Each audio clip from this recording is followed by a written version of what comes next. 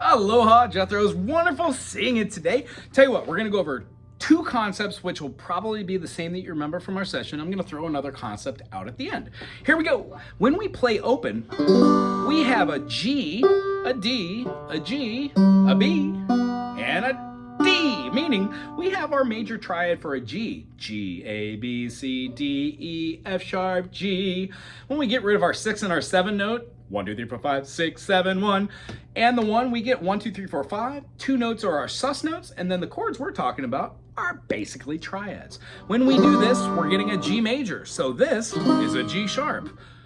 This is an A sharp, B, C, C sharp, D, D sharp, E, F, F sharp, G, all the way up to the 12th. That concept stays the same. But if you know that the B string is the one that determines major or minor, you can play all the same notes from the G major and flatten that one note. The fingerings look like this. Our chord of the day that is around this is called the A minor.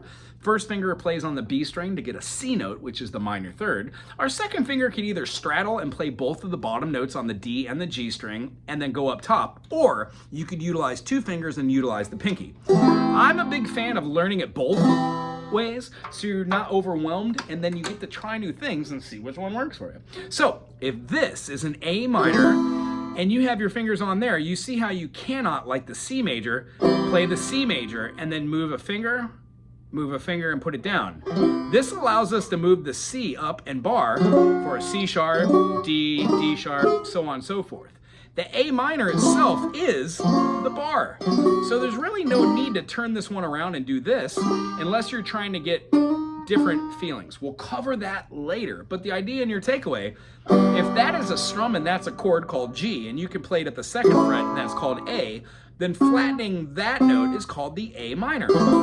When we move it up, we have an A sharp minor, B minor, C minor, C sharp minor, D minor, D sharp minor, E minor. When we keep moving these up, you'll find that the chords you learn down there are the same tonality. E minor, quite literally, is an E minor. So when we learn these, we learn triad names, notes that are associated, and we go slow. For our chords that we know, C, E, G, that's a C major. Playing here at the 1st fret, C note, up top having 2 E notes and then an open G gives us C, E, G. E. 2 E notes. When we take this whole thing, move it up to the 5th fret and bar, that's our C major. We could also move all the way up to the 8th fret and play what looks like our G major from down here, and it gives us our C major up here. And then when we play at the 12th fret, we get, no, not G, sorry about that, right here again. We're gonna play our 2nd finger on the C note, we're gonna play our pinky and then our 3rd finger on both the D notes, and then drop our 1st finger down on the 12th fret to get that G that was open on our other chord down here. But now we need to close that, or else it sounds a little too open. That's fine, but then that works just as well. That's our C. Our A minor, if we were to take that A minor and work it on up, we would go from the G, G sharp to an A, but here's our major third. Flattening that to the minor, the C, C sharp, C, gives us the 2 middle notes covered, skip a finger, skip a fret, and then play both your D notes at the 7th fret. There's your A minor. If we were to take that same thing and move it on up, we would find that the shape that we use to make the A minor down here, the shape that we use to make the A minor up here, and then when we go up here, it looks like this. Right? So it kind of feels like the other one where we've got these 2 notes and then this bars both those notes, or we could elect to use 2 fingers, put a finger down here, and then cover that note. Nice. And then, of course, when we go up to the top here and we play the open phrasing, we can get our A minor as well. All right. So then our next chord that we kind of went over was like the D major, which we sort of knew. 1st finger is going to be on the 3rd fret of the B, 2nd finger is going to be on the 2nd fret of the G, and the 3rd finger is going to wrap around for the 4th fret on the D, and then pinky goes up top to cover that same note. If this is a D, and at the 7th fret we bar for a D, we can then also move that up. Remember, the C was right here. So here is our D. Eventually, we're going to move this D all the way up to play it right up here. And it's the same thing as this. Therefore, those are all of our shapes of D. If you want to see it this way, that covers pretty much all of the learning that we need to do. Reason being, if we were to just play this G major, we could play as a G major, could play as a G minor. We could play it as a diminished, and then we could also play it as an augmented. The concept behind all these chords is we want to show you what a 1-3-5 is, a 1 flat 3-5, a 1 flat 3 flat 5, and then a 1-3 sharp 5. Those 4 chords are everything on this banjo.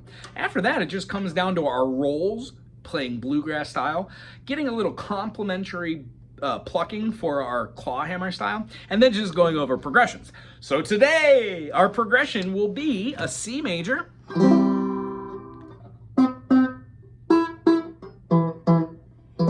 C major, to an A minor, to a G major, to an F major. So if we had C major, A minor, G major,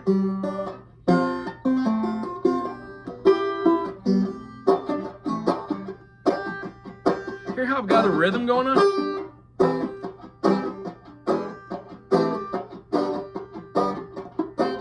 The only thing I don't want to do is have that G always over the top.